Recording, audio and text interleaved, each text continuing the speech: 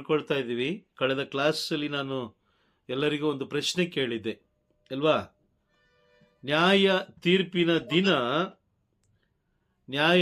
ದಿನ ದೇವರು ಕೇಳುವ ಈ ಪ್ರಶ್ನೆಗೆ ನಮ್ಮಲ್ಲಿ ಉತ್ತರ ಇದೆಯಾ?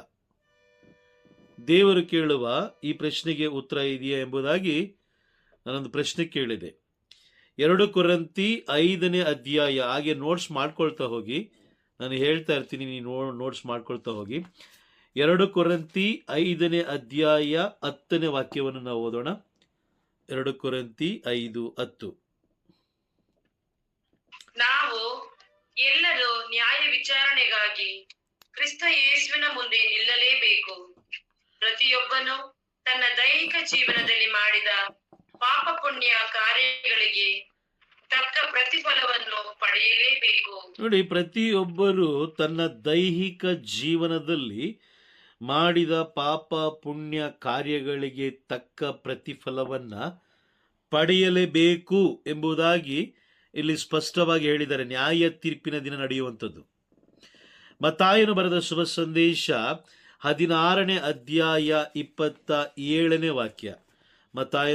ಸಂತ ಮತ್ತಾಯನು ಬರೆದ ಶುಭ ಸಂದೇಶ 16ನೇ ಅಧ್ಯಾಯ, ಗಾಸ್ಪಲ್ ಮ್ಯಾಥ್ಯೂ ಚಾಪ್ಟರ್ 16 ವರ್ಸಸ್ 27. ನರಪುತ್ರನು ತನ್ನ ಪಿತನ ಪ್ರಭಾವದೊಡನೆ ತನ್ನ ದೂತರ ಸಮೇತ ಬರಲಿದ್ದಾನೆ.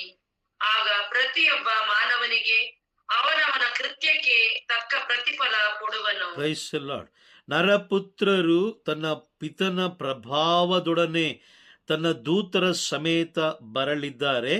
ಆಗ ಬರುವಂತ ಸಮಯದಲ್ಲಿ ಒಬ್ಬೊಬ್ಬರಿಗೂ, ಅವ್ರು ಯಾರೇ ಆಗಿರಲಿ, ದೇವರು ಕೆಲವು ಜನರಿಗೆ ಜವಾಬ್ದಾರಿ ಕೊಟ್ಟಿದ್ದಾರೆ. ಉದಾಹರಣೆಗೆ ಪೋಪ್ ಇರ್ಬೋದು, ಕಾರ್ಡಿನಲ್ಸ್ ಇರ್ಬೋದು, ಯಾಜಕರಿರ್ಬೋದು, ಬೋಧಕರಿರ್ಬೋದು, ಕನ್ಯಾಸ್ತ್ರೀಗಳಿರ್ಬೋದು, ವಿಶ್ವಾಸಿಗಳಿರ್ಬೋದು, ನಾನಿರ್ಬೋದು, ಅಥವಾ ನೀವುಗಳಿರ್ಬೋದು. ಎಲ್ಲರಿಗೂ ದೇವರು ಏನು ಕೊಟ್ಟಿದ್ದಾರೆ? ಒಂದು ಜವಾಬ್ದಾರಿ ಇದೆ. Praise the Lord. ಹೌದಾ? ಪ್ರತಿಯೊಬ್ಬೊಬ್ಬರಿಗೂ ಒಂದೊಂದು ಜವಾಬ್ದಾರಿಯನ್ನು ದೇವರು ಕೊಟ್ಟಿದ್ದಾರೆ. ಕೊಟ್ಟಿರುವ ಜವಾಬ್ದಾರಿಗೆ ತಕ್ಕಂತೆ ಅವ್ರು ಏನ್ ಮಾಡ್ತಾರೆ? ಲೆಕ್ಕ ಕೇಳ್ತಾರೆ. Praise the lord.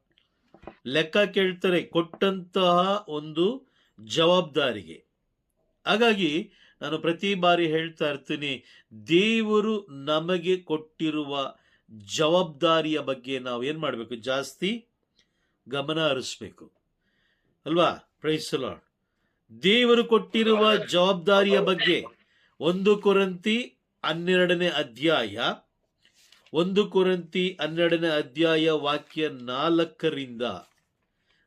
4ರಿಂದ ಬರೆದಿರುವಂತಹ ಎಲ್ಲ ಈ ವರದಾನಗಳನ್ನ ನಾವು ನೋಡ್ತಾ ಹೋದ್ರೆ, ಅದಕ್ಕಾಗಿ ನಾವು ದೇವರಲ್ಲಿ ಪ್ರಾರ್ಥಿಸಬೇಕು. ಪರಿಶುದ್ಧಾತ್ಮರಲ್ಲಿ ನಾವು ಪ್ರಾರ್ಥಿಸಬೇಕು. ಯಾವ ವರದಾನವನ್ನ ನೀವು ನಮಗೆ ಕೊಟ್ಟಿದ್ದೀರಾ, ನಮಗೆ ತಿಳಿಸಿಕೊಡಿ ಎಂಬುದಾಗಿ ನಾವು ಏನ್ ಮಾಡಬೇಕು? ಪವಿತ್ರಾತ್ಮರಲ್ಲಿ ನಾವು ಪ್ರಾರ್ಥಿಸಬೇಕು.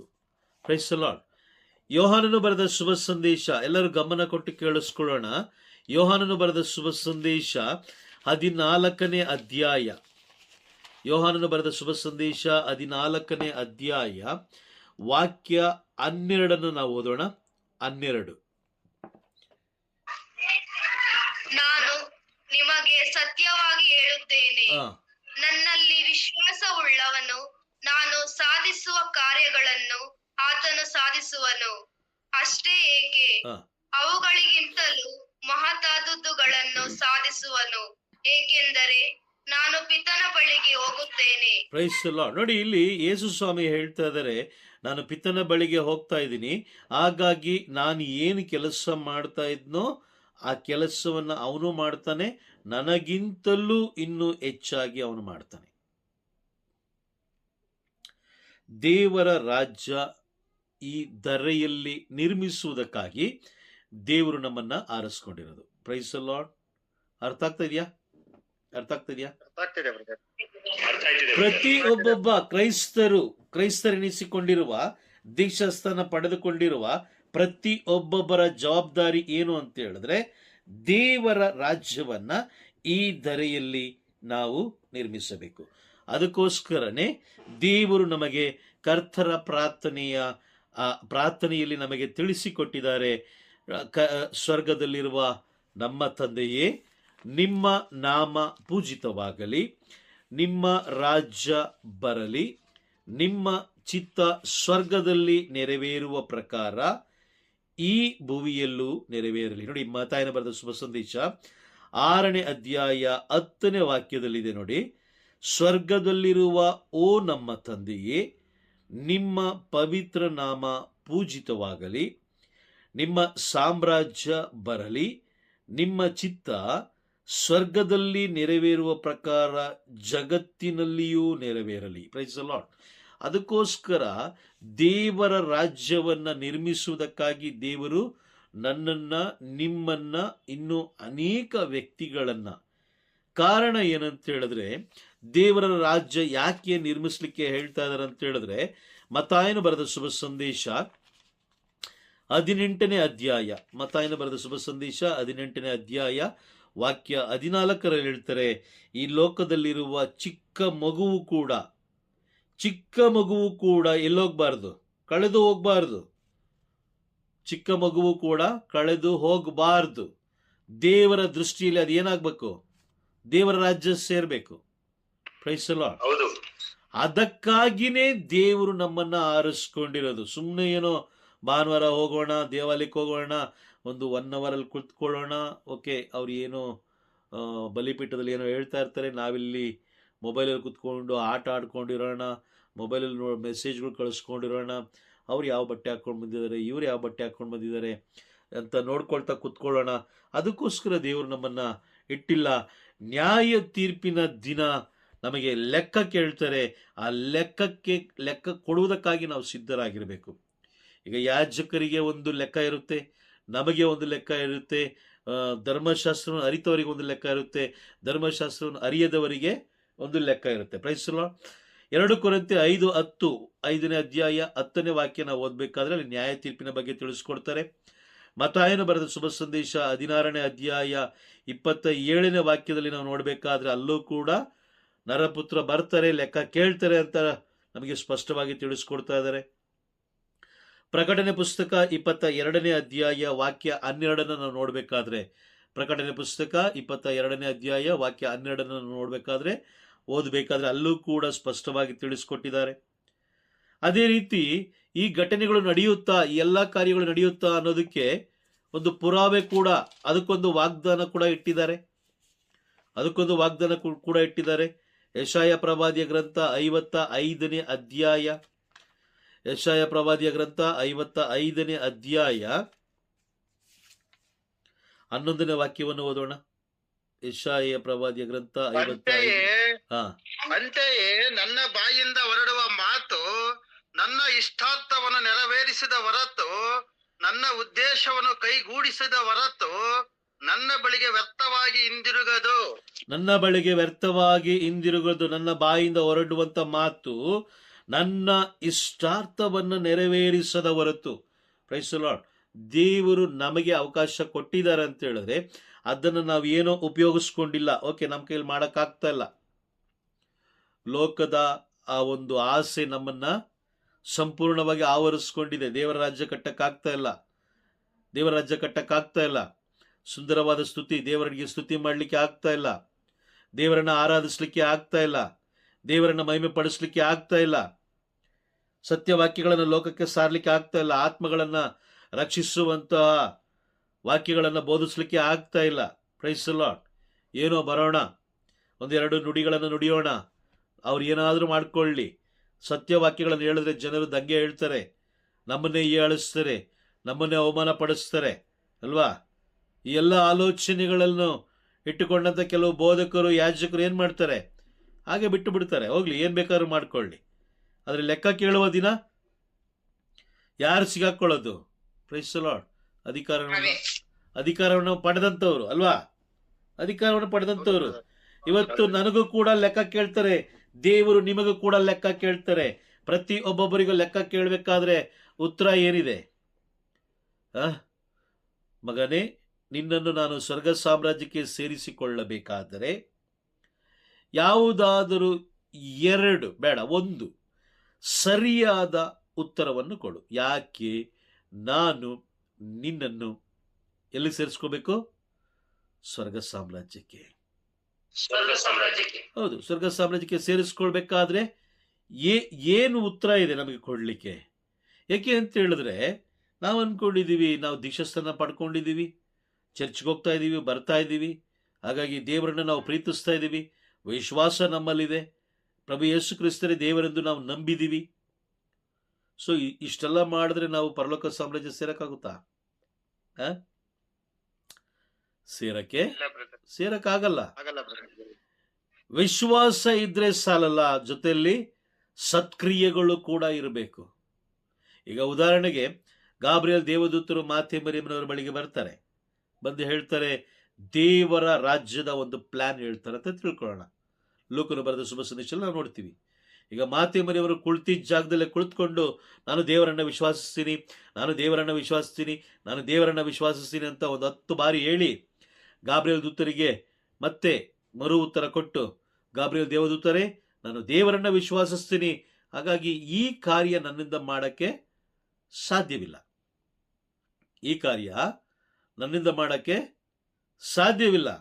ಸೊ ಹಾಗಾಗಿ ಏನು ಮಾಡಿ, ನೀವೊಂದು ಕೆಲಸ ಮಾಡಿ, ಇದನ್ನು ತಗೊಂಡೋಗಿ ನೀವು ಬೇರೆ ಯಾರಿಗಾರು ಕೊಟ್ಬಿಡಿ, ಆದರೆ ನಾನು ದೇವರನ್ನ ವಿಶ್ವಾಸಿಸ್ತೀನಿ ಅಂತ ಹೇಳಿದ್ರೆ ಪರಲೋಕ ಮಾತೆ ಮರಿಯಮ್ಮನವರಿಗೆ ಒಂದು ಸ್ಥಾನಮಾನ ಕೊಡ್ತಾ ಇತ್ತಾ? ಇಲ್ಲ. ಅವರು ತಲೆ ಬಾಗಿದ್ರು. ದೇವರ ರಾಜ್ಯವನ್ನ ಈ ಧರೆಯಲ್ಲಿ ನಿರ್ಮಿಸುವುದಕ್ಕಾಗಿ, ದೇವರ ಪ್ರಸನ್ನತೆ, ದೇವಕುಮಾರ ಈ ಧರೆಗೆ ಬರುವುದಕ್ಕಾಗಿ ಅವ್ರೇನ್ ಮಾಡಿದ್ರು? ತಮ್ಮನ್ನೇ ಒಪ್ಪಿಸ್ಕೊಂಡ್ರು. ನೋಡಿ, ಪರಲೋಕನೇ ಇಳಿದು ಅವರ ಗರ್ಭದೊಳಗೆ ಬರ್ತಾ ಇದೆ. ಎಂಥ ಒಂದು ಯೋಗ್ಯತೆ ನೋಡಿ, ಎಂಥ ಒಂದು ಯೋಗ್ಯತೆಯನ್ನು ಹೊಂದಿದ್ದಾರೆ. ಎಷ್ಟು ಪರಿಶುದ್ಧತೆ!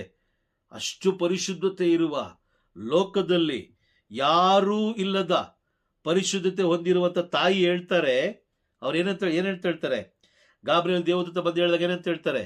ಇದೋ ನಾನು ದೇವರ ದಾಸಿ. ಬರುತ್ತಾ? ನಮ್ಮ ಬಾಯಲ್ಲಿ ನಿಮ್ಮ ಬಾಯಲ್ಲಿ ಬರುತ್ತಾ ಈ ಒಂದು ವಾಕ್ಯ? ಬರುತ್ತಾ? ಸ್ವಲ್ಪ ಅಧಿಕಾರ ಸಿಕ್ಕಿದ್ರೆ ನಾವೇನ್ ಮಾಡ್ತೀವಿ? ನಾನು ಬೋಧಕ, ನೀವ್ ಹೇಳ್ದಾಗ ನಾನು ಕೇಳ್ಬೇಕಾ? ನನಗೆ ಗೊತ್ತಿಲ್ವಾ? ಹೌದಾ? ಪ್ರೈಸ್ ಅಲ್ಲ. ಅಧಿಕಾರ ಚಲಾಯಿಸ್ತೀವಿ. ಅಧಿಕಾರ ಎಂಬುದು ಅದು ಸೈತಾನನಿಂದ ಬಂದಂಥದ್ದು, ದೇವರಿಂದ ಬಂದಂಥದ್ದಲ್ಲ. ಪ್ರೈಸ್ ಅಲ್ಲ. ಓಕೆ, ನ್ಯಾಯ ತೀರ್ಪಿನ ಸ್ವಲ್ಪ ಯೋಚನೆ ಮಾಡಿ ನೋಡಿ. ಕಳೆದ ಕ್ಲಾಸಲ್ಲಿ ನಾನು ಕೇಳಿದಂಥ ಪ್ರಶ್ನೆ, ದೇವರ ರಾಜ್ಯ ಪ್ರವೇಶ ಮಾಡಬೇಕಾದ್ರೆ ಸರಿಯಾದ ಒಂದು ಉತ್ತರವನ್ನು ನಾವು ಕೊಡಬೇಕು. ನಾನು ಈ ಕೆಲಸ ಮಾಡಿದ್ದೀನಿ, ಹಾಗಾಗಿ ನಾನು ದೇವರ ರಾಜ್ಯಕ್ಕೆ ಅರ್ಹನು, ದೇವರ ರಾಜ್ಯಕ್ಕೆ ನಾನು ಬಾಧ್ಯಸ್ಥನು ಎಂಬುದಾಗಿ ನಾವು ಅವರಿಗೆ ತಿಳಿಸ್ಕೊಡ್ಬೇಕು. ಹೌದಾ? ಪ್ರೈಸ್ ಅಲ್ಲ. ಆದ್ರೆ ಯೇಸು ಸ್ವಾಮಿ ಹೇಳ್ತಾರೆ ನೋಡಿ, ಇಲ್ಲೊಂದು ವಾಕ್ಯ ಇದೆ. ಯೇಸು ಸ್ವಾಮಿ ಹೇಳ್ತಾರೆ ನೋಡಿ, ಮತ್ತಾಯನು ಬರೆದ ಶುಭ ಸಂದೇಶ 7ನೇ ಅಧ್ಯಾಯ ವಾಕ್ಯ 21, 22, 23 ಈ 3 ವಾಕ್ಯಗಳನ್ನು ಓದೋಣ. ನನ್ನನ್ನು ಸ್ವಾಮಿ ಸ್ವಾಮಿ ಎನ್ನುವ ಪ್ರತಿಯೊಬ್ಬನು ಸ್ವರ್ಗ ಸಾಮ್ರಾಜ್ಯವನ್ನು ಪ್ರವೇಶಿಸನು. ಸ್ವರ್ಗದಲ್ಲಿರುವ ನನ್ನ ತಂದೆಯ ಚಿತ್ತಾನುಸಾರ ನಡೆಯುವವನು ಮಾತ್ರ ಅದನ್ನು ಪ್ರವೇಶಿಸುವನು. Praise the Lord. 21ನೇ ವಾಕ್ಯ ಸ್ಪಷ್ಟವಾಗಿ ಹೇಳ್ತಾ ಇದ್ದಾರೆ, ನೀನು ಕುಳಿತ ಜಾಗದಲ್ಲೇ ಕುಳಿತುಕೊಂಡು ದೇವರಿಗೆ ನಡಿಲಿಕ್ಕೆ ಶಕ್ತಿ ಕೊಟ್ಟಿದ್ದಾರೆ, ಓಡಾಡ್ಲಿಕ್ಕೆ ಬಲ ಇದೆ, ಎಲ್ಲ ವ್ಯವಸ್ಥೆ ಮಾಡಿಕೊಟ್ಟಿದ್ದಾರೆ. ಆದರೂ ಕೂಡ ನೀನು ಕುಳಿತಿದ್ದ ಜಾಗದಲ್ಲೇ ಕುಳಿತುಕೊಂಡು ಸ್ವಾಮಿ ಸ್ವಾಮಿ ಸ್ವಾಮಿ ಅನ್ಕೊಂಡಿದ್ರೆ ನೀನು ದೇವರ ರಾಜ್ಯ ಸೇರೋದಿಲ್ಲ. ಇದೆಯಾ? ವಾಕ್ಯ ಇದೆಯಾ? ಇದೆ ಬ್ರದರ್. ಎಂತ ಒಬ್ಬ ವ್ಯಕ್ತಿ ಆದ್ರೂ ಈ ವಾಕ್ಯ ಓದ್ಬೇಕಾದ್ರೆ ಅರ್ಥ ಆಗುತ್ತಲ್ವಾ? ಸ್ವಾಮಿ ಸ್ವಾಮಿ ಎನ್ನುವನು ದೇವರ ರಾಜ್ಯ ಸೇರೋದಿಲ್ಲ ಎಂಬುದಾಗಿ ಅರ್ಥ ಆಗುತ್ತೆ. ಅರ್ಥ ಆಗಲ್ಲ ಅನ್ಕೊಂಡಿದ್ದೀರಾ? ಅರ್ಥ ಆಗುತ್ತೆ. Price lord. ಓಕೆ, ಅರ್ಥ ಆದ್ಮೇಲೂ ಕೂಡ ನಾವು ಮತ್ತೆ ಅದೇ ಕೆಲಸ ಮಾಡ್ತಾ ಇದೀವಿ ಅಂತ ಹೇಳಿದ್ರೆ ನಾವು ದೇವರ ವಾಕ್ಯವನ್ನ ಏನ್ ಮಾಡ್ತಾ ಇದೀವಿ? ತಿರಸ್ಕಾರ ಮಾಡ್ತಾ ಇದೀವಿ. ಹಾ, ಓಕೆ. 22ನೇ ವಾಕ್ಯವನ್ನು ಓದೋಣ. 22ನೇ ವಾಕ್ಯ ಓದಿ. ತೀರ್ಪಿನ ದಿನದಂದು ಹಾ, ಸ್ವಾಮಿ ಸ್ವಾಮಿ, ನಿಮ್ಮ ಹೆಸರಿನಲ್ಲಿ ನಾವು ಪ್ರವಾದನೆ ಮಾಡಲಿಲ್ಲವೇ? ನಿಮ್ಮ ಹೆಸರಿನಲ್ಲಿ ದೆವ್ವಗಳನ್ನು ಬಿಡಿಸಲಿಲ್ಲವೇ? ನಿಮ್ಮ ಹೆಸರಿನಲ್ಲಿ ಹಲವಾರು ಕಾರ್ಯಗಳನ್ನು ಮಾಡಲಿಲ್ಲವೇ ಎಂದು ಅನೇಕರು ನನಗೆ ಹೇಳುವರು. ಹಾ.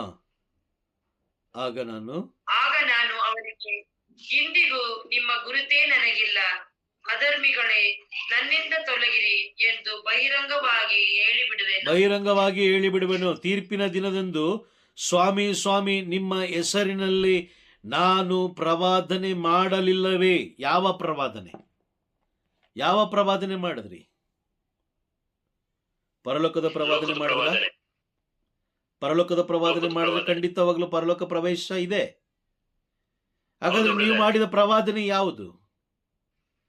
ಲೋಕದ ಪ್ರಾರ್ಥನೆ.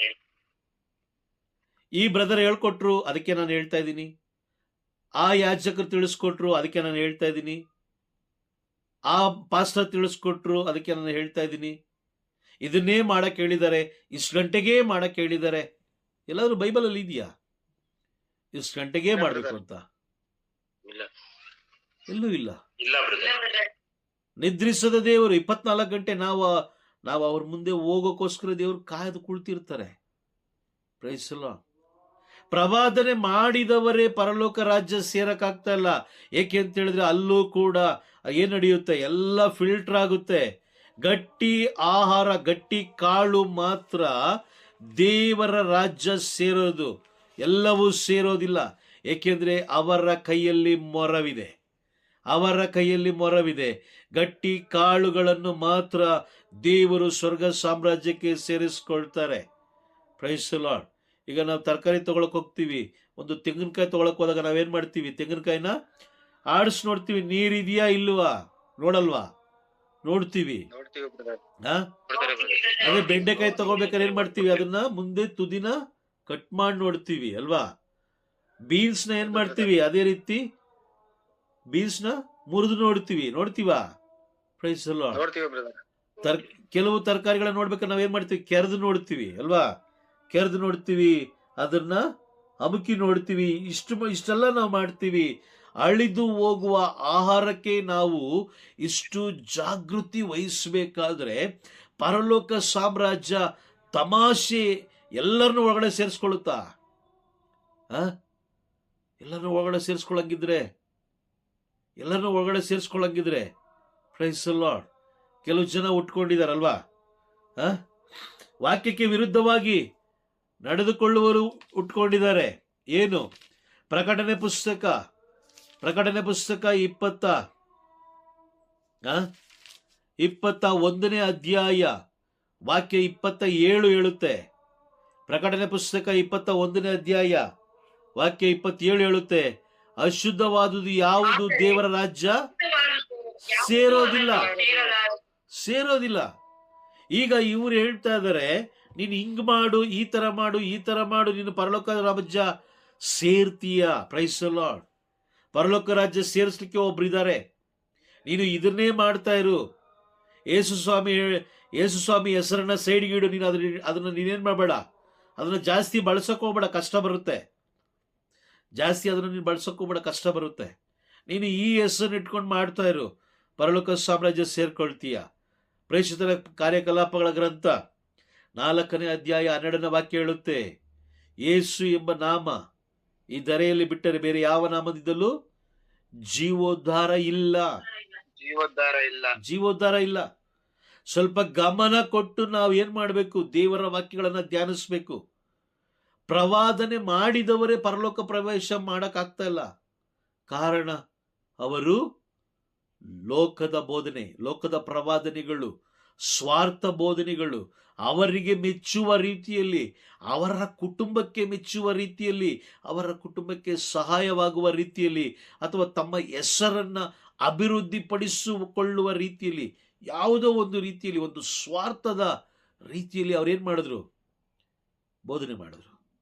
ಅದಕ್ಕೋಸ್ಕರ ಅವರನ್ನು ಕೂಡ ದೇವರೇನು ಮಾಡಿದ್ರು? ಪ್ರೈಸ್ ದಿ ಲಾರ್ಡ್, ಹೊರಗಡೆ ಇಟ್ರು. ಸ್ವರ್ಗದಿಂದ ಹೊರಗಡೆ ಇಟ್ರು. ಅರ್ಥ ಆಗ್ತಾ ಇದೆಯಾ? ಅರ್ಥ ಆಗ್ತಾ ಇದೆಯಾ? ಈಗ ನಾವು ಮಾಡಿದೀವ? ಲೋಕಕ್ಕೆ ಹೋಗಿ ನಾವು ಸಾರಿದೀವ? ಲೋಕಕ್ಕೂ ಸಾರಿದೀವ? ಇಲ್ಲ. ಇನ್ನು ಏನ್ ಮಾಡಿದೀವಿ? ಕುಳಿತುಕೊಂಡೇ ಇದೀವಿ. ಇನ್ನು ಕುಳಿತುಕೊಂಡೇ ಇದೀವಿ ಅಲ್ವಾ? ಕುಳಿತಿಚ್ಚಾಗಲೇ ಕುಳಿತುಕೊಂಡು ಸ್ವಾಮಿ ಸ್ವಾಮಿ ಸ್ವಾಮಿ, ಏಸು ಸ್ವಾಮಿ, ಏಸು ಸ್ವಾಮಿ, ಏಸು ಸ್ವಾಮಿ. Praise the Lord. ನೋಡಿದ್ದೀರಾ ನಮ್ಮ ಪ್ರಾರ್ಥನೆ ಹೇಗಿದೆ ಅಂತ? ನಮ್ಮ ಪ್ರಾರ್ಥನೆಗಳು ಹೇಗಿದೆ? ಎಲ್ಲ ಸ್ವಾರ್ಥದ ಪ್ರಾರ್ಥನೆಗಳು. ದೇವರೇ ನನಗೆ ಕೊಡಿ, ನನ್ನ ಗಂಡನ ಕೊಡಿ, ನನ್ನ ಹೆಂಡತಿ ಕೊಡಿ, ನನ್ನ ಮಕ್ಕಳು ಕೊಡಿ, ನಮ್ಮ ಅಮ್ಮನ ಕೊಡಿ, ನಮ್ಮ ಅಪ್ಪನ ಕೊಡಿ, ನನ್ನ ತಮ್ಮನ ಕೊಡಿ, ನಮ್ಮ ಪಕ್ಕದ ಮನೆ ಕೊಡಿ, ನನ್ನ ಮೊಮ್ಮಕ್ಕಳು ಕೊಡಿ, ಮಕ್ಕಳಾದ್ಮೇಲೆ ಮೊಮ್ಮಕ್ಕಳು, ಮೊಮ್ಮಕ್ಕಳಾದ್ಮೇಲೆ ಆದ್ರೂ ಆ ಕಡೆ ಇನ್ನೂ ಹಂಗೇನೆ. ಯಾರಾದರೂ ಆಗಲಿ, ಯಾವ ತಂದೆ ತಾಯಿ ಆದರೂ ಆಗಲಿ, ಮಕ್ಕಳನ್ನು ತಮ್ಮ ಮುಂದೆ ನಿಲ್ಲಿಸ್ಕೊಂಡು ತಲೆ ಮೇಲೆ ಕೈ ಇಟ್ಟು ದೇವರ ವಾಕ್ಯ ಅಥವಾ ಬೈಬಲ್ನ ತಲೆ ಮೇಲೆ ಇಟ್ಟು, ದೇವರೇ ನನ್ನ ಮಕ್ಕಳು ನ್ಯಾಯ ತೀರ್ಪನ್ನು ಗೆಲ್ಲಬೇಕು, ಅದಕ್ಕೋಸ್ಕರ ನಾನು ಪ್ರಾರ್ಥನೆ ಮಾಡ್ತಾ ಇದ್ದೀನಿ ಅಂತ ಯಾರಾದರೂ ಪ್ರಾರ್ಥನೆ ಮಾಡೋದು ನೋಡಿದ್ದೀರಾ? Praise the Lord. ಮಕ್ಕಳಿಗೆ ಹೇಳ್ತೀವಿ, ಮಕ್ಕಳಿಗೆ ಏನಂತ ಹೇಳ್ತೀವಿ? ಚೆನ್ನಾಗಿ ಓದು, ನೀನು ಚೆನ್ನಾಗಿ ಓದು, ಡಿಗ್ರಿ ತಗೋ, ಒಳ್ಳೆ ಕೆಲಸ ಸಿಗುತ್ತೆ, ಅದು ಸಿಗುತ್ತೆ, ಇದು ಸಿಗುತ್ತೆ. ಯಾವತ್ತಾದರೂ ಮಗನೇ, ಯಾವತ್ತಾದರೂ ಬೈಬಲ್ ತಗೋ, ಬೈಬಲ್ ಓದು, ಒಂದು ವಾಕ್ಯ ತಗೋ, ನಿನ್ನ ಆತ್ಮವನ್ನು ಬಲಪಡಿಸಿಕೋ, ನಿನ್ನ ಆತ್ಮವನ್ನು ಬಲಪಡಿಸಿಕೋ. ನಿನ್ನ ನ್ಯಾಯ ತೀರ್ಪಿಗೆ ನೀನು ಸಿದ್ಧನಾಗ್ಬೇಕು. ನೀನು ಹಾಗೆ ಕುಳಿತುಕೊಳ್ಳೋದಲ್ಲ. ಬಿಡು, ಲೋಕದ ಜಾಸ್ತಿ ಮಹತ್ವ ಕೊಡೋಕ್ಕೋಗ್ಬೇಡ, ಲೋಕದ ವಿಷಯಗಳಿಗೆ ಮಹತ್ವ ಕೊಡೋಕ್ಕೋಗ್ಬೇಡ. ನ್ಯಾಯ ತೀರ್ಪಿನ ಬಗ್ಗೆ ಯೋಚನೆ ಮಾಡು. ಏಕೆಂದರೆ ಬೈಬಲಲ್ಲಿ ಬರೆದಿರುವಂತಹ ಎಲ್ಲ ಪ್ರವಾದನೆಗಳು, ಯಾವ ಯಾವ ಪ್ರವಾದಿಗಳು ಪ್ರವಾದಿಸಿದ್ರು ಎಲ್ಲ ಪ್ರವಾದನೆಗಳು ನೆರವೇರ್ತಾ ಇದೆ. ಪ್ರತಿಯೊಂದು ಪ್ರವಾದನೆಗಳು ನೆರವೇರ್ತಾ ಇದೆ. ಈಗಲೂ ಕೂಡ ನೀನು ಕುಳಿತುಕೊಂಡು ಸ್ವಾಮಿ ಸ್ವಾಮಿ ನನಗೆ ಅದು ಕೊಡಿ ಸ್ವಾಮಿ, ನನಗೆ ಇದು ಕೊಡಿ ಸ್ವಾಮಿ ಅಂತ ಹೇಳ್ಕೊಂಡಿದ್ರೆ ಆಗಲ್ಲ ಮಗನೇ. ಆತ್ಮವನ್ನು ರಕ್ಷಣೆ ಮಾಡ್ಕೋ. ಗೊತ್ತಿಲ್ಲ ಪ್ರಭು ಯಾವಾಗ ಬರ್ತಾರೆ ಗೊತ್ತಿಲ್ಲ. ಬರುವ ಸಮಯ ತುಂಬಾ ಸಮೀಪ ಇದೆ. ಬರುವ ದಿನಗಳಲ್ಲಿ ನಾವಿಲ್ಲ, ಬರುವ ಗಂಟೆಗಳಲ್ಲಿ ನಾವಿಲ್ಲ. ಈ ದಿನಗಳಲ್ಲಿ ನಾವು ನಿಮಿಷಗಳಲ್ಲಿ ನಾವಿದ್ದೇವೆ, ಸೆಕೆಂಡ್ಗಳಲ್ಲಿ ನಾವಿದ್ದೇವೆ ಅಂತ ಹೇಳಿ ಯಾರಾದರೂ ಪ್ರಾರ್ಥನೆ ಮಾಡೋದು ನೋಡಿದ್ದೀರಾ? Praise the Lord. ನೋಡಿದ್ದೀರಾ? ಇಲ್ಲ. ಪ್ರಾರ್ಥನೆ ಆ ರೀತಿ ಪ್ರಾರ್ಥನೆ ಮಾಡಕ್ಕಾಗಲ್ಲ. ನ್ಯಾಯ ತೀರ್ಪಿನ ದಿನ ಪ್ರವಾದನೆ ಮಾಡಿದವರನ್ನೇ ದೇವರು ಹೊರಗಿಡ್ತಾರೆ. ದೇವರೇ, ನಿಮ್ಮ ಹೆಸರಲ್ಲಿ ನನ್ನ ಅನೇಕ ಮಹತ್ಕಾರ್ಯಗಳನ್ನು ನಾನು ಮಾಡಲಿಲ್ಲವೇ? ಏನಕ್ಕೋಸ್ಕರ ಮಾಡಿದ್ರಿ ಮಹತ್ಕಾರ್ಯಗಳು? ಯಾವ ರೀತಿ ಮಾಡಿದ್ರು? ಯಾಕಂದ್ರೆ ಮನುಷ್ಯ ಮೇಲ್ನೋಟ ಮಾತ್ರ ನೋಡ್ತಾನೆ, ದೇವರು ಅಂತರಂಗವನ್ನ ನೋಡುವಂತವರು. ಮತ್ತಾಯನು ಬರೆದ ಶುಭ ಸಂದೇಶ 8ನೇ ಅಧ್ಯಾಯ 8ನೇ ವಾಕ್ಯದಲ್ಲಿ ಹೇಳ್ತಾರೆ. 10ನೇ ಅಧ್ಯಾಯ 8ನೇ ವಾಕ್ಯ, ರೋಗಿಗಳನ್ನು ಸ್ವಸ್ಥಗೊಳಿಸಿರಿ, ಉಚಿತವಾಗಿ ಪಡೆದಿರುವಿರಿ, ಉಚಿತವಾಗಿ ಕೊಡಿ. ಎಷ್ಟು ಜನ ಉಚಿತವಾಗಿ ಸೇವೆ ಮಾಡ್ತಾ ಇದ್ದಾರೆ? Price the lord. ಅವರೇನಾದ್ರು ಉಚಿತವಾಗಿ ಮಾಡಿದ್ದೇ ಆಗಿದ್ರೆ, ಯಾವುದೇ ಎಕ್ಸ್ಪೆಕ್ಟೇಷನ್ಸ್ ಇಲ್ಲದೆ, ಯಾವುದೇ ರೀತಿಯಾದ ಹಣದ ದಾಹಕ್ಕೆ ಅವರು ಒಳಗಾಗದೆ, ಅಧಿಕಾರ ದಾಹಕ್ಕೆ ಒಳಗಾಗದೆ, ಪ್ರೈಸ್ ದಿ ಲಾರ್ಡ್, ತಮ್ಮ ಕುಟುಂಬದ ಸ್ವಾರ್ಥಕ್ಕಾಗಿ ಅವರು ಒಳಗಾಗದೆ ಏನಾದರೂ ಅವರು ಸೇವೆ ಮಾಡಿದ್ದೇ ಆದರೆ ಖಂಡಿತವಾಗಲೂ ಅವರು ದೇವರ ರಾಜ್ಯ ಸೇರ್ತಾರೆ. Praise the Lord. ಅರ್ಥ ಆಗ್ತಾ ಇದೆಯಾ? ನೋಡಿ, ಎಜೆಕಿಯೇಲ್ ಪ್ರವಾದಿಯ ಗ್ರಂಥ 12ನೇ ಅಧ್ಯಾಯ 28ನೇ ವಾಕ್ಯದಲ್ಲಿ ನಾವು ನೋಡಬೇಕಾದ್ರೆ, ಎಜೆಕಿಯೇಲ್ ಪ್ರವಾದಿಯ ಗ್ರಂಥ 12ನೇ ಅಧ್ಯಾಯ ವಾಕ್ಯ 28, ಆ ವಾಕ್ಯ ಹೇಳುತ್ತೆ 12:28, ನೀನು ಅವರಿಗೆ ಹೀಗೆ ಹೇಳು. ಎಜೆಕಿಯೇಲ್ ಪ್ರವಾದಿ ಹೇಳ್ತಾ ಇದ್ದಾರೆ, ನೀನು ಹೋಗಿ ಅವರ ಹತ್ರ ಈ ತರ ಹೇಳು, ಸರ್ವೇಶ್ವರನಾದ ದೇವರು ಹೇಳುವುದನ್ನು ಗಮನಿಸಿರಿ. ಇನ್ನು ಮುಂದೆ ನನ್ನ ಮಾತುಗಳಲ್ಲಿ ಯಾವುದು ಸಾವಕಾಶವಾಗದು, ಯಾವುದು ಏನಾಗಲ್ಲ, ಲೇಟ್ ಆಗಲ್ಲ, ತಡವಾಗಲ್ಲ, ನಿಧಾನ ಆಗಲ್ಲ. ಎಲ್ಲ ನೆರವೇರುತ್ತಾ ಇದೆ. ಎಲ್ಲ ನೆರವೇರುವುದು ಖಂಡಿತ. Praise the Lord. ಗಮನ ಕೊಟ್ಟು ನಾವು ಯಾವ ಕಾಲದಲ್ಲಿ ಇದ್ದೀವಿ ಅದು ತುಂಬ ಮುಖ್ಯ ಅಲ್ವಾ? SSLC ಓದುವ ಹುಡುಗರಿಗೆ 1ನೇ ಕ್ಲಾಸ್ ಪಾಠ ಕೊಟ್ಬಿಟ್ಟು ನೀನು ಇದು ಓದ್ಗೋ, ಇದು ಓದ್ತಾನೆ ಇರು, 10ನೇ ಕ್ಲಾಸ್ ಎಕ್ಸಾಮ್ಗೆ ನೀವು ಬರೆಯುವಂತೆ ಅಂತ ಹೇಳಿದ್ರೆ ಬರೆಯೋಕ್ಕಾಗುತ್ತಾ? ಆಗೋದಿಲ್ಲ. 10ನೇ ಕ್ಲಾಸ್ ಅಂತ ಹೇಳಿದ್ರೆ 10ನೇ ಕ್ಲಾಸ್ ಆ ತರಗತಿಯ ಪಾಠಗಳನ್ನೇ, ಪ್ರಶ್ನೆಗೆ ಉತ್ತರಗಳನ್ನೇ ನಾವು ಕಲಿಬೇಕು. ಈಗ ನಾವು ಕಳೆದ ಕ್ಲಾಸಲ್ಲಿ ನಾವು ತಿಳ್ಕೊಂಡು ಎಷ್ಟು ಕಾಲಗಳಿದೆ? Praise the Lord. 7 ಕಾಲಗಳು. 7 ಕಾಲಗಳಿದೆ. ಆ 7 ಕಾಲಗಳಲ್ಲಿ ನಾವು ಯಾವ ಕಾಲದಲ್ಲಿದ್ದೀವಿ ಇದನ್ನ ನಾವು ಏನ್ ಮಾಡಬೇಕು? ಗಮನ ಅಂದ್ರೆ ತುಂಬಾ ಜವಾಬ್ದಾರಿಯುತವಾಗಿ ನಾವು ಅದನ್ನ ಪರಿಶೋಧಿಸ್ಬೇಕು. ಸುಮ್ಮನೆ ಯಾರೋ ಹೇಳ್ತಾ ಇದ್ದಾರೆ, ಆಮೇಲೆ ನೋಡೋಣ. Price the lord. ಎಸೆಕಿಯೇಲ್ ಪ್ರವಾದಿಯ ಗ್ರಂಥ 12ನೇ ಅಧ್ಯಾಯ ವಾಕ್ಯ 28ರಲ್ಲಿ ಸರ್ವೇಶ್ವರ ಸ್ವಾಮಿ ಹೇಳ್ತಾರೆ, ನನ್ನ ಮಾತುಗಳು ನೆರವೇರುವುದು ಖಂಡಿತ, ಯಾವುದು ಲೇಟ್ ಆಗಲ್ಲ, ಯಾವುದು ತಡವಾಗಲ್ಲ, ಯಾವುದು ತಡವಾಗೋದಿಲ್ಲ. ನೋಡೋಣ, ಆಮೇಲೆ ನೋಡೋಣ, ಇಮೇಲೆ ನೋಡೋಣ, ಬರೋ ತಿಂಗಳು ನೋಡೋಣ ಅಂತ ಹೇಳಿದವರು ಎಷ್ಟೋ ಜನ ಮರಣ ಹೊಂದಿಕೊಂಡ್ರು. ಅವ್ರ ಮರಣ ಆಗೋಯ್ತು. ಆದರೆ ದೇವರು ಇವತ್ತು ನಮಗೆ ಒಂದು ಅವಕಾಶವನ್ನು ಕೊಡ್ತಾ ಇದ್ದಾರೆ. ದೇವರು ನಮಗೊಂದು ಅವಕಾಶವನ್ನು ಕೊಟ್ಟಿದ್ದಾರೆ, ಜೀವಿಸ್ಲಿಕ್ಕೆ ಅವಕಾಶ ಕೊಟ್ಟಿದ್ದಾರೆ, ನಮ್ಮ ಆತ್ಮವನ್ನು ಬಲಪಡಿಸಿಕೊಳ್ಳಲಿಕ್ಕೆ ಒಂದು ಸಮಯವನ್ನು ಕೊಟ್ಟಿದ್ದಾರೆ. ನಮ್ಮ ಆತ್ಮವನ್ನು ಬಲಪಡಿಸಿಕೊಂಡು ನಾವು ಇನ್ನೂ ಅನೇಕ ಆತ್ಮಗಳನ್ನು ರಕ್ಷಿಸುವುದಕ್ಕಾಗಿ, ಆತ್ಮಗಳನ್ನು ರಕ್ಷಿಸಲಿಕ್ಕೆ ಹೇಗೆ ಸಾಧ್ಯ? ಯಾವ ರೀತಿ ರಕ್ಷಿಸಬಹುದು ಆತ್ಮಗಳನ್ನು ರಕ್ಷಿಸಲಿಕ್ಕೆ? ದುಡ್ಡು ಕೊಟ್ಟಿನ?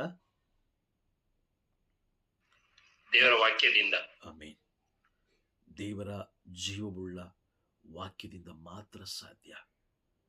ಯಾವುದೇ ವ್ಯಕ್ತಿಯಿಂದಾಗಲಿ, ಯಾವುದೇ ವಸ್ತುಗಳಿಂದಾಗಲಿ ಜೀವೋದ್ಧಾರ ಸಿಗೋದಿಲ್ಲ. ಯಾವುದೇ ವ್ಯಕ್ತಿಗಳಿಂದ, ಯಾವುದೇ ವಸ್ತುಗಳಿಂದ, ಈ ಭುವಿಯಲ್ಲಿ ಎಷ್ಟೇ ದೊಡ್ಡ ವ್ಯಕ್ತಿಯಾಗಿರಲಿ, ಎಷ್ಟೇ ಪರಿಶುದ್ಧನಾಗಿರಲಿ, ಆ ವ್ಯಕ್ತಿಯ ಹೆಸರಿನ ಮುಖಾಂತರ ಏನಾಗಲ್ಲ? ಜೀವೋದ್ಧಾರ ಇಲ್ಲ. ಯೇಸು ಎಂಬ ನಾಮ, ಆ ಒಂದು ನಾಮದ ಮುಖಾಂತರ ಮಾತ್ರ. ಸ್ವಲ್ಪ ಯೋಚನೆ ಮಾಡಿ ನೋಡಿ. ನ್ಯಾಯ ತೀರ್ಪಿನ ದಿನ ನಿಂತ್ಕೊಂಡಾಗ ದೇವರು ಕೇಳುವ ಪ್ರಶ್ನೆಗಳಿಗೆ ನಮ್ಮಲ್ಲಿ ಉತ್ತರ ಇದೆಯಾ? ನಾವು ದೊಡ್ಡ ಕೆಲಸಗಳಿಗೆ ಸೇರ್ಕೊಳ್ತೀವಿ,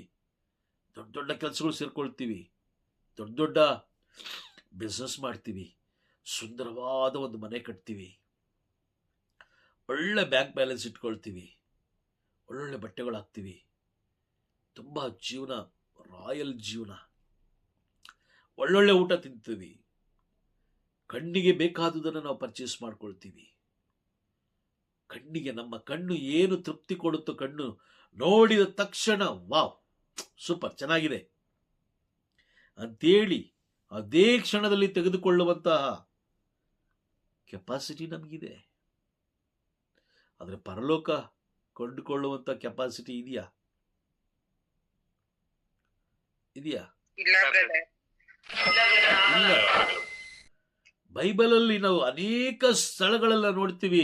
ಕೊನೆ ಪಕ್ಷ ಯೇಸು ಸ್ವಾಮಿನೇ ಹೇಳ್ತಾರೆ, ಶ್ರೀಮಂತರು ದೇವರ ರಾಜ್ಯವನ್ನ ಸೇರೋದಿಲ್ಲ. ಯಾಕೆ ಈ ಮಾತು ಹೇಳ್ತಾ ಇದ್ದಾರೆ? ಸಿರಿವಂತರು ದೇವರ ರಾಜ್ಯವನ್ನ ಸೇರೋದಿಲ್ಲ. ಯಾಕೆ ಈ ಮಾತು ಹೇಳ್ತಾ ಇದ್ದಾರೆ? ಹೇಳಲಿಕ್ಕೆ ಕಾರಣ ಅವರ ಯೋಜನೆ. ಹೌದು, ವಾಕ್ಯ ಹೇಳುತ್ತೆ ನೋಡಿ. ಲೂಕನು ಬರೆದ ಶುಭ ಸಂದೇಶ 18ನೇ ಅಧ್ಯಾಯ ವಾಕ್ಯ 24 ಹೇಳುತ್ತೆ, ಸಿರಿವಂತರಿಗೆ ದೇವರ ಸಾಮ್ರಾಜ್ಯವನ್ನು ಸೇರುವುದು ಎಷ್ಟೊಂದು ಕಷ್ಟ.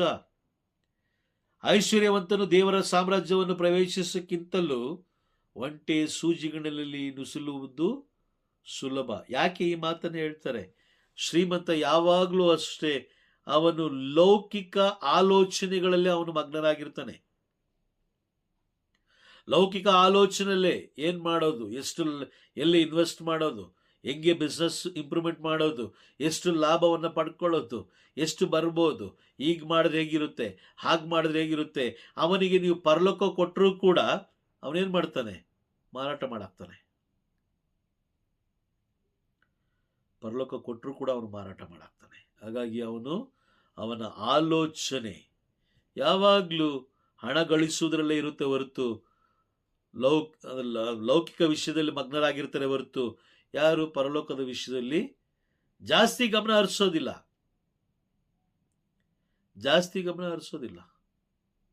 ಯೋಬನಂತೆ ಶ್ರೀಮಂತ ಈ ಭುವಿಯಲ್ಲಿಲ್ಲ, ಅಬ್ರಹಾಮನಂತ ಶ್ರೀಮಂತನೂ ಇಲ್ಲ, ಯಾಕೋಬನಂತ ಶ್ರೀಮಂತನೂ ಇಲ್ಲ. ನೋಡಿ, ಅವರೆಲ್ಲ ದೇವರೊಂದಿಗೆ ಅನ್ಯೋನ್ಯವಾಗಿದ್ರು. ನಮಗೆ ಒಂದು 30-40 ಸೈಟ್ ಇದ್ರೆ ಸಾಕು, ತಲೆ ನಿಲ್ಲಲ್ಲ. ಬ್ಯಾಂಕಲ್ಲಿ ಸ್ವಲ್ಪ ಹಣ ಇದ್ರೆ ಸಾಕು, ದೇವರನ್ನೇ ನಾವು ಏನು ಮಾಡ್ತೀವಿ, ಇವಾರ ಯಾಕೋ ಚರ್ಚ್ಗೆ ಹೋಗೋಕ್ಕಾಗ್ತಲ್ಲ, ಬರುವ ವಾರ ಹೋಗೋಣ.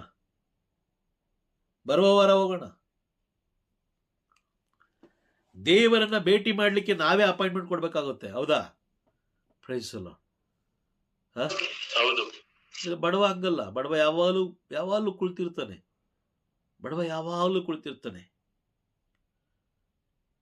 ಲೋಕದ ಬಡವ ಅಲ್ಲ, ಆತ್ಮಿಕ ಬಡವ. ಯೇಸು ಸ್ವಾಮಿ ಹೇಳಿದ್ರು, ಮತ್ತಾಯನ ಬರೆದ ಶುಭ ಸಂದೇಶ 5ನೇ ಅಧ್ಯಾಯದಲ್ಲಿ ಹೇಳಿದ್ರು, ಪಾರಮಾರ್ಥಿಕವಾಗಿ ಬಡವರು ಭಾಗ್ಯವಂತರು, ದೇವರ ರಾಜ್ಯ ಅವರದು. ಆತ್ಮದಲ್ಲಿ ಅವರು ಬಡವರು ಯಾರಾಗಿರ್ತಾರೋ ಅವರಿಗೆ ನೀವು ಎಷ್ಟೇ ದೇವರ ವಾಕ್ಯಗಳನ್ನು ಕೊಟ್ಟರು ಅವ್ರೇನ್ ಮಾಡ್ತಾರೆ, ಅಂಗೀಕಾರ ಮಾಡ್ಕೊಳ್ತಾ ಇರ್ತಾರೆ. ಅವರು ಒಂದು ಕಡೆ ಶೇಖರಣೆ ಮಾಡಿಟ್ಕೊಳ್ತಾ ಇರ್ತಾರೆ. ನೀವು ಎಷ್ಟೇ ವಾಕ್ಯಗಳನ್ನು ಕೊಟ್ಟರು ಆ ದೇವರ ಜೀವವುಳ್ಳ ವಾಕ್ಯಗಳನ್ನು ಅವ್ರು ಏನ್ ಮಾಡ್ತಾರೆ, ಅದನ್ನ ಶೇಖರಣೆ ಮಾಡಿಕೊಂಡು ಒಂದು ಕಡೆ ಇಟ್ಕೊಳ್ತಾರೆ. ಆದ್ರೆ ಶ್ರೀಮಂತರು ಆಗಲ್ಲ. ನನಗೆ ಟೈಮ್ ಇಲ್ಲ. ಇದೇ 1 hour ಕ್ಲಾಸಲ್ಲಿ ಈ ಕುತ್ಕೊಳ್ಳೋ ಬದಲು ನಾನು ಸ್ವಲ್ಪ ಹೋಗಿ ಏನಾದ್ರು ಬಿಸ್ನೆಸ್ ಮಾಡಿದ್ದಿದ್ರೆ ಅಟ್ಲೀಸ್ಟ್ ಒಂದು 2,000 ಆದ್ರೂ ದುಡಿಬೋದಾಗಿತ್ತು. ಅವರ ಆಲೋಚನೆ ಆ ರೀತಿ. ಇಸ್ಕಾರಿಯೋತ ಯೂದನ ಪ್ಲಾನ್ ಅವ್ರದ್ದು, ಆ ಯೋಚನೆ ಆ ಥರ. ಪ್ರೈಸಲ್ಲ. ಇಸ್ಕಾರಿಯೋತನಿಗೆ ಇನ್ ಕೇಸ್ ಏನಾದರೂ ಆ ಟೈಮಲ್ಲಿ ಯೇಸು ಸ್ವಾಮಿ ಒಂದು LED TV ತಗೊಂಡು, ನೋಡಪ್ಪ ಮುಂದೆ ನೀನು ಈ ಥರ ಮಾಡ್ತೀಯ, ಈ ಥರ ಮಾಡಿದ್ಮೇಲೆ ನೀನು ಈ ಥರ ಮಾಡಿದಾಗ ನೀನು ನನಗೆ ಮೋಸ ಮಾಡ್ತೀಯ, ನೀನು ನನಗೆ ಮೋಸ ಮಾಡಿದಾಗ ನಿನ್ನ ಹೆಸರು ಜೀವಬಾಧ್ಯಸ್ಥರ ಪುಸ್ತಕದಿಂದ ಅಳಿಸಲ್ಪಡುತ್ತೆ.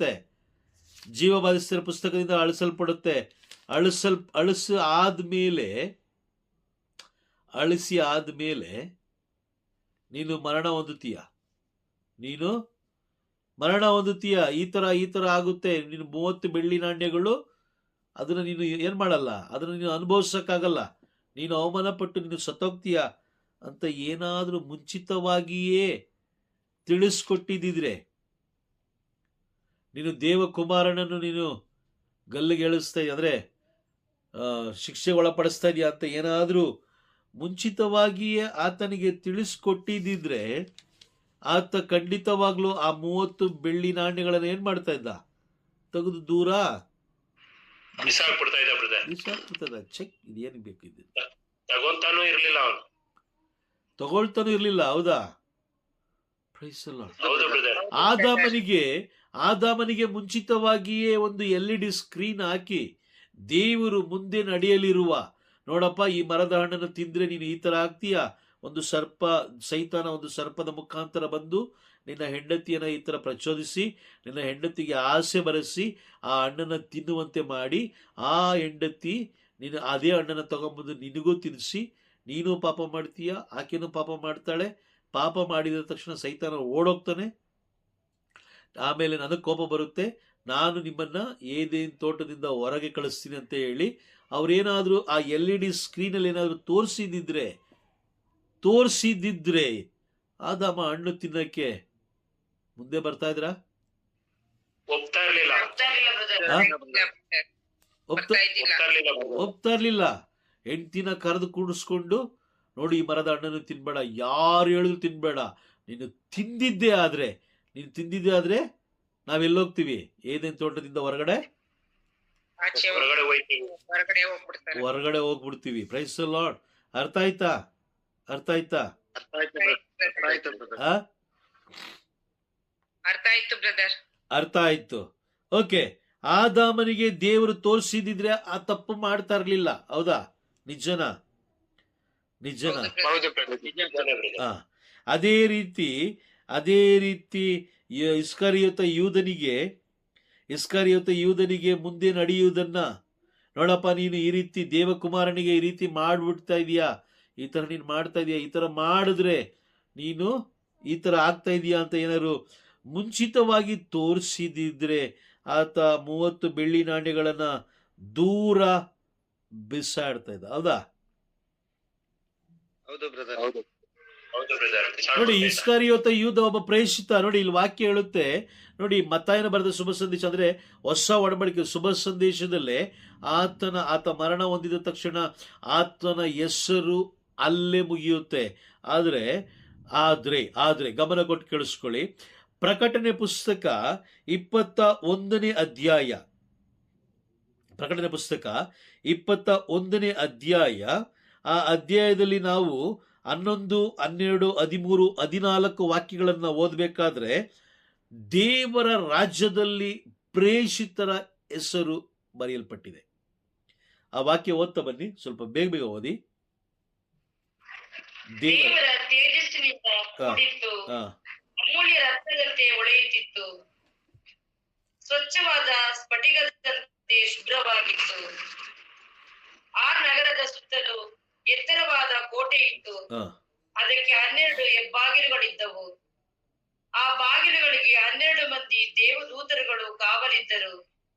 ಆ ಬಾಗಿಲುಗಳ ಮೇಲೆ ಇಸ್ರಾಯೇಲಿನ 12 ಕುಲಗಳ ಹೆಸರುಗಳನ್ನು ಬರೆದಿತ್ತು. ಪೂರ್ವ ದಿಕ್ಕಿನಲ್ಲಿ 3 ಬಾಗಿಲುಗಳು, ಉತ್ತರ ದಿಕ್ಕಿನಲ್ಲಿ 3 ಬಾಗಿಲುಗಳು, ದಕ್ಷಿಣ ದಿಕ್ಕಿನಲ್ಲಿ 3 ಬಾಗಿಲುಗಳು ಮತ್ತು ಪಶ್ಚಿಮ ದಿಕ್ಕಿನಲ್ಲಿ 3 ಬಾಗಿಲುಗಳು ಇದ್ದವು. ಆ ನಗರದ ಕೋಟೆಗೆ 12 ಅಸ್ತಿವಾರಗಳಿದ್ದವು. ಅವುಗಳ ಮೇಲೆ 12 ಹೆಸರುಗಳಿದ್ದವು. 12 ಪ್ರೇಷಿತರ ಹೆಸರುಗಳು ಅವು. ಯಜ್ಞದ ಕುರಿಮರಿಯ 12 ಪ್ರೇಷಿತರ ಹೆಸರುಗಳು ಎಲ್ಲಿ ಬರೆದಿತ್ತು? ಪರಲೋಕ ಸಾಮ್ರಾಜ್ಯದಲ್ಲಿ. ಈ ಪರಲೋಕ ಸಾಮ್ರಾಜ್ಯದಲ್ಲಿ 12 ಮಂದಿ ಪ್ರೇಷಿತರ ಹೆಸರುಗಳಲ್ಲಿ ಇಸ್ಕರಿಯೋತ ಯೂದನ ಹೆಸರು ಬಿಟ್ಟಾಯ್ತು ಅಲ್ವಾ? ಹೆಸರು ಬಿಟ್ಟಾಯ್ತು ಅಲ್ವಾ? ನೋಡಿ, ನಿನ್ನ ಹೆಸರು, ನೀನು ಈ ರೀತಿ ಮಾಡುವಂತ ಕಾರ್ಯಕ್ಕೆ ಮುಂಚಿತವಾಗಿ ದೇವರೇನಾದ್ರು ತಿಳಿಸ್ಕೊಟ್ಟಿದ್ರೆ, ನೋಡಪ್ಪ ನೀನು ಈ ರೀತಿ ಮಾಡ್ತಾ ಇದೀಯಾ, ಪರಲೋಕ ಸಾಮ್ರಾಜ್ಯದಲ್ಲಿ 12 ಹೆಸರುಗಳನ್ನ ಬರೆಯಲ್ಪಡುತ್ತೆ. ಆ 12 ಹೆಸರುಗಳಲ್ಲಿ ನಿನ್ನ ಹೆಸರು ಇರೋದಿಲ್ಲ. ನೀನು 30 ಬೆಳ್ಳಿ ನಾಣ್ಯಕ್ಕೆ ನೀನು ಮಾರ್ಕೊಂಡಿದೀಯಾ ಅಂತ ಏನಾದ್ರು ಮುಂಚಿತವಾಗಿ ತಿಳಿಸ್ಕೊಟ್ಟಿದ್ರೆ ಆತ 30 ಬೆಳ್ಳಿ ನಾಣ್ಯ ತಗೊಳ್ತಾ ಇದ್ರು ಅಂತ ಏನಾದ್ರು ಅನಿಸ್ತಾ ಇದೆಯಾ ನಿಮ್ಗೆ?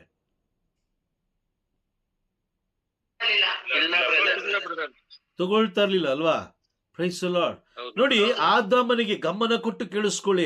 ಆದಾಮನಿಗೆ ದೇವರು ಮುಂಚಿತವಾಗಿ ಏನನ್ನು ತಿಳಿಸ್ಕೊಳ್ಳಿಲ್ಲ. ಇಸ್ಕರಿಯೋತ ಯೂದನಿಗೆ ಏನನ್ನು ತಿಳಿಸ್ಕೊಳ್ಳಿಲ್ಲ.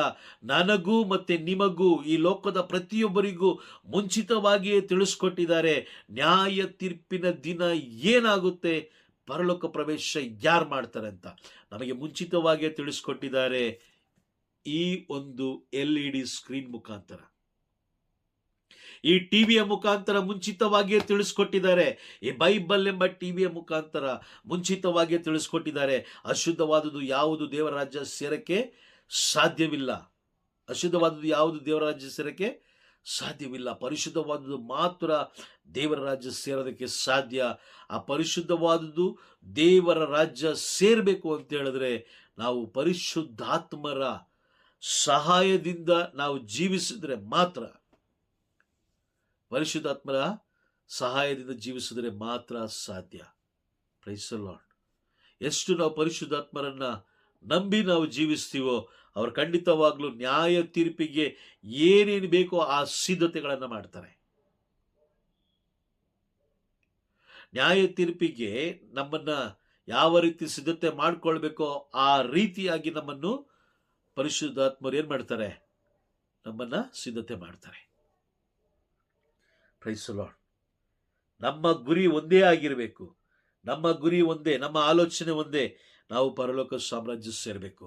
ನಾನು ಸೇರಬೇಕು, ನನ್ನ ಕುಟುಂಬದವರು ಸೇರಬೇಕು, ನನ್ನ ಮಕ್ಕಳು ಸೇರಬೇಕು, ನನ್ನ ಹೆಂಡತಿ ಮಕ್ಕಳು ಎಲ್ಲರೂ ಸೇರಬೇಕು, ನನ್ನ ಗೆಳೆಯರು ಸೇರಬೇಕು, ನನ್ನ ಅಕ್ಕಪಕ್ಕದ ಮನೆಯವರು ಸೇರಬೇಕು, ನನ್ನ ರಾಜ್ಯದವರು ಸೇರಬೇಕು, ನನ್ನ ದೇಶದವರು ಸೇರಬೇಕು, ನನ್ನ ಇಡೀ ಲೋಕದಲ್ಲಿರುವ ಪ್ರತಿ ಒಂದೊಂದು ಆತ್ಮಗಳು ದೇವರ ರಾಜ್ಯವನ್ನ ಸೇರಬೇಕು ಎಂಬ ಭಾವನೆ ಇರಬೇಕೇ ಹೊರತು ಅಯ್ಯೋ ಬಿಡು ಆಮೇಲೆ ನೋಡ್ಕೊಳ್ಳೋಣ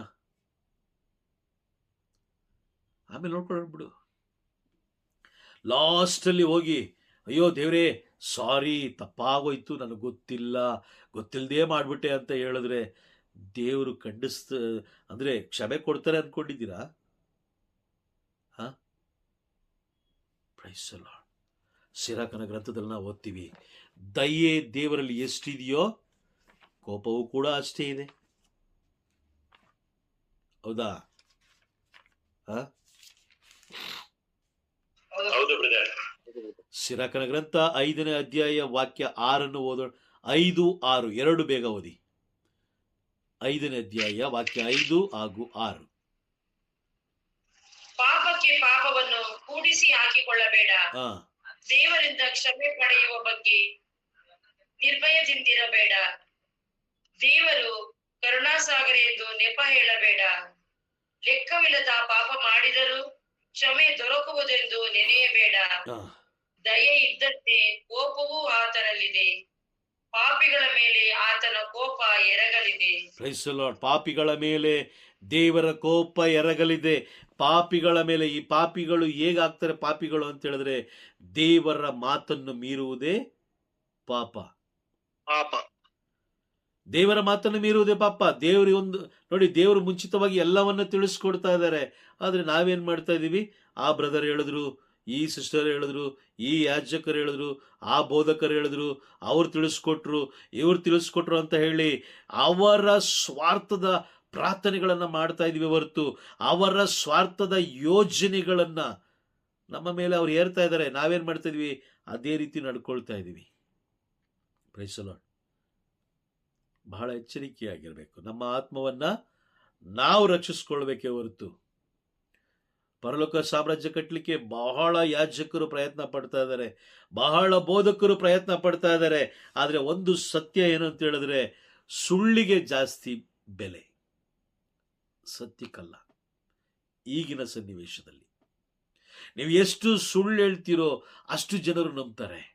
ನೀವು ಎಷ್ಟು ಮರಳು ಮಾಡ್ತೀರೋ ಜನರು ಅಷ್ಟು ನಿಮ್ಮನ್ನ ಹಿಂಬಾಲಿಸ್ತಾರೆ. ನೀವು ಸತ್ಯ ಹೇಳಿದ್ರೆ ಅವರು ನಿಮ್ಮನ್ನ ದೂಷಿಸ್ತಾರೆ, ನಿಮ್ಮನ್ನ ಹೀಯಾಳಿಸ್ತಾರೆ. ಇವನು ದೇವರ ರಾಜ್ಯದ ವಿರೋಧಿ ಅಂತ ಹೇಳ್ತಾರೆ. ಕೊನೆಯ ಪಕ್ಷ ಧರ್ಮಸಭೆಯ ವಿರೋಧಿ ಅಂತಲೂ ಕೂಡ ಹೇಳ್ತಾರೆ. Praise the Lord. ಅರ್ಥ ಆಗ್ತಿದ್ಯಾ? ಈ ಭೂಮಿಯಲ್ಲಿ ಯಾವುದೇ ವ್ಯಕ್ತಿ ನಿಮ್ಮನ್ನ ದೂಷಿಸಿದ್ರು ಚಿಂತೆ ಇಲ್ಲ. ಯಾವುದೇ ವ್ಯಕ್ತಿ ನಿಮ್ಮನ್ನ ಶಿಕ್ಷಿಸಿದ್ರು ಚಿಂತೆ ಇಲ್ಲ. ಯಾವುದೇ ವ್ಯಕ್ತಿ ನಿಮ್ಮನ್ನ ಅವಮಾನ ಪಡಿಸಿದ್ರು ಚಿಂತೆ ಇಲ್ಲ. ಯಾವುದೇ ವ್ಯಕ್ತಿ ತಿರಸ್ಕಾರ ಮಾಡಿದ್ರು ಚಿಂತೆ ಇಲ್ಲ. Praise the Lord. ಆದ್ರೆ ಪರಲೋಕ ಏನಾದರೂ ತಿರಸ್ಕಾರ ಮಾಡಿದ್ದೇ ಆದ್ರೆ, ಈ ಭೂಲೋಕದ ವ್ಯಕ್ತಿಗಳು ತಿರಸ್ಕಾರ ಮಾಡಿದ್ರೆ ಏನು ಚಿಂತೆ ಇಲ್ಲ. ಆದ್ರೆ ಪರಲೋಕ ಏನಾದರೂ ನಮ್ಮನ್ನ ತಿರಸ್ಕಾರ ಮಾಡಿದ್ದೆ ಆದ್ರೆ ನಾವೇ ಇರೋದಿಲ್ಲ. Praise the Lord. ಬಹಳ ಎಚ್ಚರಿಕೆಯಾಗಿರೋಣ. ನಮ್ಮನ್ನು ನಾವು ಸಿದ್ಧತೆ ಮಾಡ್ಕೊಳ್ಳೋಣ. ದೇವರು ನ್ಯಾಯ ತೀರ್ಪಿನ ದಿನ ಕೇಳ್ತಾರೆ, ಮಗನೇ ಮಗಳೇ, ನೀನು ನನ್ನ ರಾಜ್ಯವನ್ನ ಸೇರ್ಬೇಕಾದ್ರೆ ನೀನು ಮಾಡಿರುವ ಒಂದೇ ಒಂದು ಸೇವೆಯ ಬಗ್ಗೆ ಯಾಕೆ ನಾನು ನಿನ್ನನ್ನು ನನ್ನ ರಾಜ್ಯದ ಒಳಗಡೆ ಸೇರಿಸ್ಕೊಳ್ಬೇಕು? ಸರಿಯಾದ ಉತ್ತರ ಕೊಡು, ನಾನು ನಿನ್ನನ್ನು ಒಳಗಡೆ ಸೇರಿಸ್ಕೊಳ್ತೀನಿ ಅಂತ ಹೇಳಿದ್ರೆ ಖಂಡಿತವಾಗ್ಲೂ ನಮ್ಮಲ್ಲಿ ಇನ್ನೂ ಉತ್ತರ ಇಲ್ಲ. ಇದೆಯಾ? ಇಲ್ಲ ಬ್ರದರ್. ಇಲ್ಲ. Praise the Lord. ಹಾಗಾಗಿ ಬಹಳ ಎಚ್ಚರಿಕೆಯಾಗಿರಬೇಕು. ನಮ್ಮ ಆತ್ಮವನ್ನ ನಾವು ರಕ್ಷಿಸ್ಕೊಳ್ಬೇಕಂತ ಹೇಳಿದ್ರೆ ನಾವು ಸಿದ್ಧರಾಗಬೇಕು. ಬೇರೆಯವ್ರು ಬಂದು ನಮ್ಮನ್ನ ಸಿದ್ಧತೆ ಮಾಡ್ತಾರೆ ಅಂತ ಮಾತ್ರ ತಿಳ್ಕೊಳ್ಬೇಡಿ. ನಮ್ಮನ್ನ ನಾವೇ ಸಿದ್ಧತೆ ಮಾಡ್ಕೊಳ್ಬೇಕು. ನಮ್ಮ ಕುಟುಂಬ ಪರಲೋಕ ಹೋಗ್ಬೇಕಾದ್ರೆ ನಮ್ಮ ಕುಟುಂಬವನ್ನು ಕೂಡ ನಾವೇ ಸಿದ್ಧತೆ ಮಾಡ್ಕೊಳ್ಬೇಕು. ಈ ಲೋಕದ ವ್ಯಕ್ತಿಗಳು ಪರಲೋಕ ಸೇರ್ಬೇಕು ಅಂತ ಹೇಳಿದ್ರೆ ನಾವು ಸಿದ್ಧರಾಗಿ ಅವರನ್ನು ಕೂಡ ಸಿದ್ಧತೆ ಮಾಡ್ಕೊಳ್ಬೇಕು. Praise the Lord. ಅರ್ಥ ಆಯ್ತಾ? ಇವತ್ತು ಕ್ಲಾಸ್ ಅರ್ಥ ಆಯ್ತಾ? ಅರ್ಥ ಆಯ್ತು ಬ್ರದರ್. ಓಕೆ, ನಾವು ಕ್ಲಾಸ್ ಮುಗಿಸೋಣ. ದೇವರಿಗೆ ಸ್ತೋತ್ರ.